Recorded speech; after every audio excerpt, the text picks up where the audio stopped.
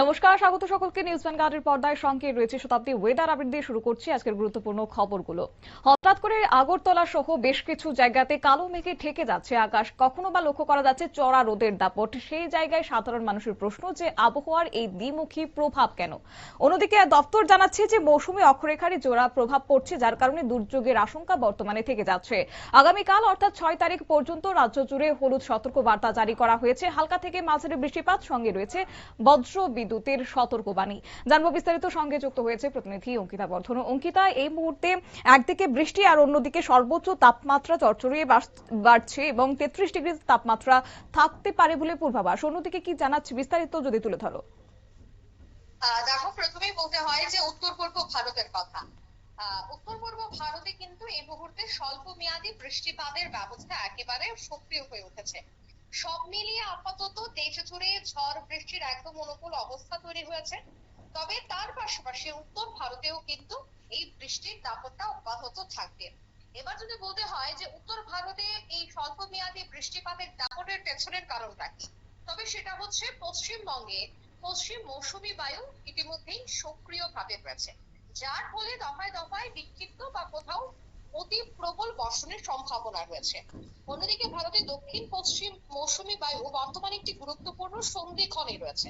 তাই আবহাওয়াবিদরা পূর্বাভাস দিয়েছে যে দেশের অনেক অংশে প্রায় 2 সপ্তাহ ধরে মৌসুমী বায়ু সক্রিয় থাকবে। আর এর জন্যই উত্তর পূর্ব ভারতের সব কয়েকটি রাজ্যে স্বল্প মেয়াদী বৃষ্টিপাতের সম্ভাবনা রয়েছে। তবে রাজ্য দেখো উত্তর পূর্ব ভারতের মধ্যেই পড়ছে, তাই রাজ্যের ক্ষেত্রেও কিন্তু একই ছবি। স্বল্প মেয়াদী বৃষ্টিপাত হবে বলে আমরা এখনো পর্যন্ত জানতে পারছি। অন্যদিকে এই 24 ঘন্টাতে আমরা দেখতে পেলাম যে সকাল থেকে আংশিক মেঘলা আকাশ, কিন্তু গরমটা কিন্তু কোনো অংশেই কম নয়। একটা ভ্যাপসা গরম এই হালকা মেঘলা আকাশের মধ্যেও কিন্তু আমরা অনুভব করছি।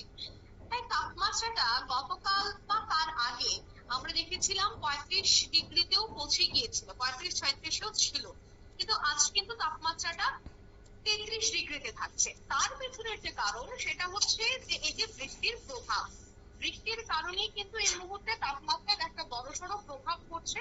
তাপমাত্রার বড়সড় প্রভাবের জন্যই আমরা দেখতে পাচ্ছি যে কখনো অতিরিক্ত গরম, আবার কখনো অতিরিক্ত ঠান্ডা না হলেও একটা হালকা শীতল বাতাস কিন্তু বয়ে চলেছে। এই যে একটা পরিবর্তন হচ্ছে বা মুড সুইং হচ্ছে, সেটা কিন্তু গোটা মাসে অব্যাহত থাকবে বলেই আমরা জানতে পারছি। অন্যদিকে এই 24 ঘন্টায় সর্বোচ্চ তাপমাত্রা 33 ডিগ্রি থাকলেও সর্বনিম্ন 26 ডিগ্রি থাকছে। এবার আমি যদি পুরো হিসেবটা বলি, এই গোটা সপ্তাহে অর্থাৎ 7 দিন কেমন থাকবে, সেই 7 দিনের কথা বলতে গেলে কিন্তু আজকের জন্য হলুদ সতর্কবার্তা দিয়ে দেওয়া হয়েছে।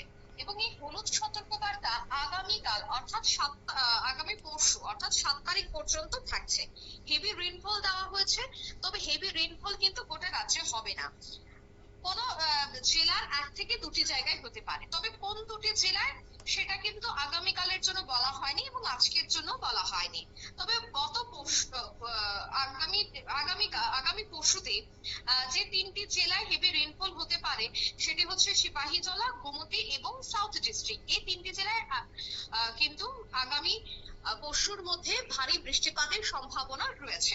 তবে এই 24 ঘন্টাতে তেমন বৃষ্টির সম্ভাবনা না থাকলেও মাঝারি এবং 1 থেকে 2টি জায়গায় ভারী বৃষ্টিপাত হতে পারে, কিন্তু সেটার সম্ভাবনাটা কিন্তু তেমনও নয়, অর্থাৎ শতাংশটা কিন্তু তেমন নয়।